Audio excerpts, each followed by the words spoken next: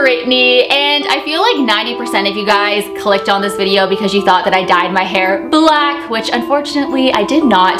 This is a wig. I've been filming a lot for Brittyween, so I've been kind of playing dress up at times, and this wig I just kind of like, and honestly, I was too lazy to do my hair this morning, like, ugh, I just, whatever. I'm over it, so, you know, wigs just, you know, help if you don't want to do anything with your hair, just put a wig on. And I feel like this wig kind of looks real. I guess the part doesn't really look real, but I don't know. It looks more real. I don't know. I like it though, so I kind of want to dye my hair black. I obviously won't do it because I love being blonde. I'm probably going to be a blonde for life, but you know, this actually, it's cute. Anyways, today's video though, I decided let's make another imaginary friends video. You guys seem to really enjoy those videos and I like making them, and I find this topic very fascinating when you hear stories and stuff.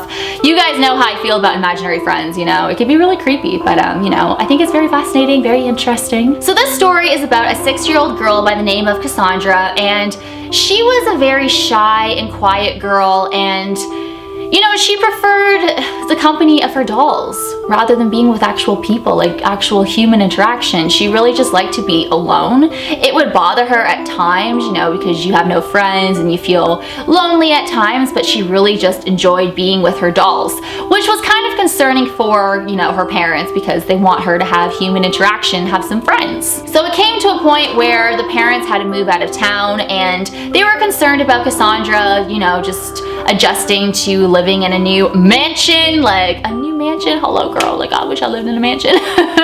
So they were kind of concerned about her. Hopefully she would make some friends, but for Cassandra, she really didn't care about leaving her old town, saying bye to people she's not even friends with. She didn't really care, you know, the school, whatever, just new town, like, you know, she was just kind of ready, I guess. Didn't really faze her, to be honest. I'm acting like I know her, but yeah, so. There were no kids really in that town that were her age, so, you know, she did kind of feel more lonely, but like I said, she preferred being with her dolls. In the backyard of their mansion, her dad actually built her this amazing tree house. Oh my god, I wish I had a tree house. And she would just spend hours up in that tree house with all of her dolls, just hours. She would lock herself in there and, you know, play. At first, you know, her parents were like, okay, you know, she just wants to be with her dolls and her new treehouse and stuff.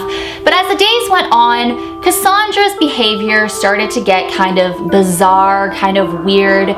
She spent pretty much, you know, she was in that treehouse 24/7. She barely would speak to her parents, which was very odd. Her parents would kind of listen to her in the treehouse and they would just hear her talking to herself. It sounded like she was talking to herself for hours, so they were kind of concerned. Eventually her parents went up to Cassandra and were like, yo, Cassandra, like, who have you been talking to? Because we hear you talking in that treehouse for hours. And Cassandra was like, oh, I'm just talking to my imaginary friend, Bella. So it's kind of weird that she would even say imaginary, because I feel like when you have imaginary friends, you don't actually say they're imaginary because you actually believe that they're there. I don't know. I don't know how children's minds work.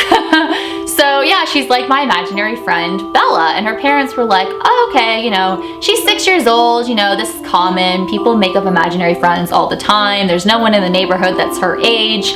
This is normal, it's okay. All right, like she's good. But the strange behavior started to get kind of worse with Cassandra. She would have weird dreams at nighttime and she would be wandering around the house at night and her mom would think somebody broke in and would always tell her husband like, yo, somebody's in the house, get out there and kill them or do something, like do what you have to do to save me and Cassandra. And then when the husband would go out, he would see Cassandra just wandering around the hallways, and you know, it was just very bizarre behavior. It was scary too because when he would find her walking around, obviously she was sleepwalking, but her eyes were rolled to the back of her head, so that was creepy. And when he would call out to her, she would totally wake up instantly, but would be so confused and wouldn't even know what was just happening. Like she had no idea why she was wandering around the house. She had no memory, so. But I guess when you're sleepwalking, you don't really, I've never sleptwalked before, like I don't know much about it, but you know. Her parents were definitely concerned, and as the nights went on, she would be, you know, seen sleepwalking, getting further and further away from her bedroom, and her parents were concerned that she would actually walk outside on the street, get hit by a car, or get kidnapped, or something tragic like that. So one day they're just like, you know what, let's take her to some sleep clinic, let's figure out what is going on with her. They can study her whole sleeping thing that's going on, and we can solve this and everything will go back to normal. But after after spending 2 nights at this clinic, they found nothing, and Cassandra was actually sound asleep. She never got up and started sleepwalking, like she was sleeping like a baby. So they thought maybe we should take her to a psychologist, and that's what they did. And the psychologist was like, you know, she just has an imaginary friend named Bella. Like, there's nothing really concerning about that. You know, this is very common with children, making out friends, you know, so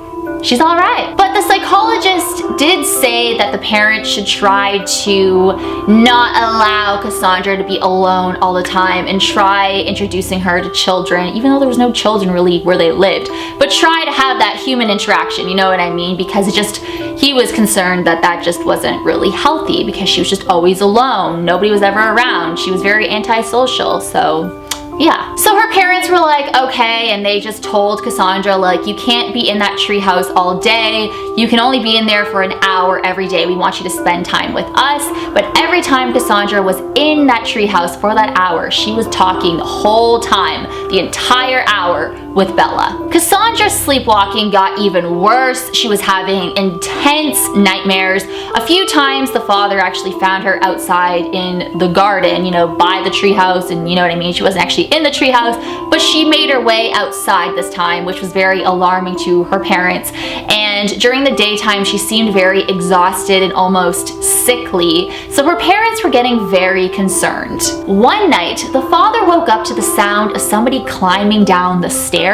So he got up and looked, and he noticed it was Cassandra. She was climbing down the stairs, going out the back window to go into the garden and probably the treehouse to see Bella or something. But what he noticed was her eyes were rolled to the back of her head, so she was sleepwalking again.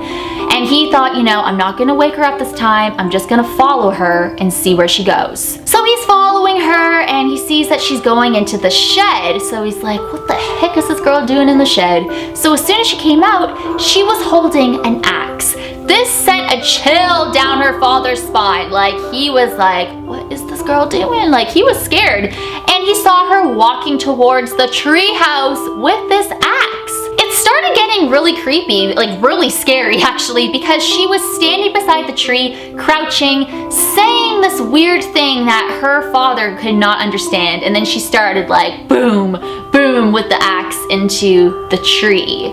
And her father was just like, what the heck? And she kept mumbling to herself, I have to get out of here, I have to get out of here. So that was one thing that he could understand. So her father finally calls out to her saying, Cassandra, you know, wake up, because usually she would wake up instantly, but she wasn't waking up. She was still chopping, you know, going into this tree like a crazy girl. Then her father thought, is this Bella? So he looks at Cassandra and he says, Bella, is that you? Cassandra stopped what she was doing, slowly turned around, staring at her father, and then she fainted. Her father was so creeped out by this, so as soon as she fainted, he ran over to her, picked her up, and put her back in her bed and was like tucking her in, trying to wake her up. When she woke up, she was so confused, like she had no memory of what just happened. Cassandra didn't even know where she was. This is how severe it was getting. So finally, you know, she fell asleep. It was the next morning. Her dad decided, you know, to go outside to the garden and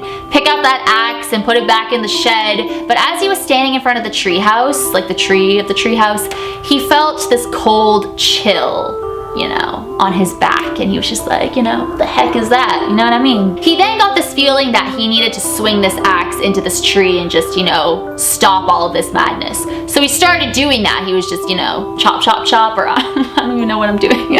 But you know what I mean? Just swinging this axe into the tree and just trying to figure out, like, what is going on with this tree. When the tree was falling apart, you know, he could look inside of it, and he noticed something white in there. When he reached in to grab it, he noticed it was a human skull. The father was freaking out. He was so scared. He ran in the house. He said to his wife, call the police. When the police got there, they took a whole skeleton out of this tree. Later on, they found out that it was the remains of an 18-year-old girl who went missing a few years back.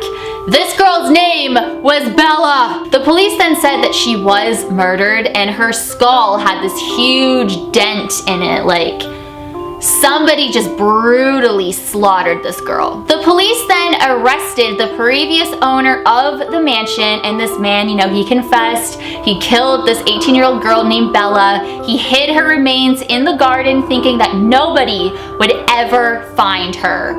And yet they did. After all of this went down, Cassandra never spoke to Bella or about Bella ever again. So it's almost like Bella's spirit was, you know, finally at peace and finally could rest, knowing that her killer was finally found and arrested. So in the end, it's kind of, you know, a happy ending. You know what I mean? And I guess Bella wanted Cassandra to find her remains, wanted the father to find the remains, and just, you know, she knew who the killer was, she knew who killed her, so her spirit wanted them to find the killer and to have him arrested and stuff. So Bella was not just an imaginary friend, she was real. She was the spirit of an 18-year-old girl who went missing and was brutally murdered. But anyways guys, thank you so much for watching. As always, you rock my world in the song lyrics of Michael Jackson. Hashtag team Britty44, hashtag Barillarens. Hey! Guys, remember, Brittyween 2017 starts October 1st at 4 p.m. Eastern Time.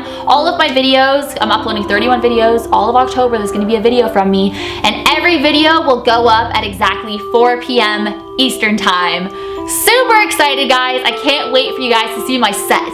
My set is so, it makes me so happy. I dance around, I float around, if that gives any hints. I've already given some hints already, but I'm so excited, so I can't wait for Brittyween to start. It's the best one so far. It's gonna be a lot of fun. My costumes are epic this year. They're so cool, and I'm just so excited for you guys to finally watch and just see what I've been doing and stuff, and it's just fun. It's fun. So anyways, I will go now, so thank you guys so much for watching, and I will see you in my next video. Bye!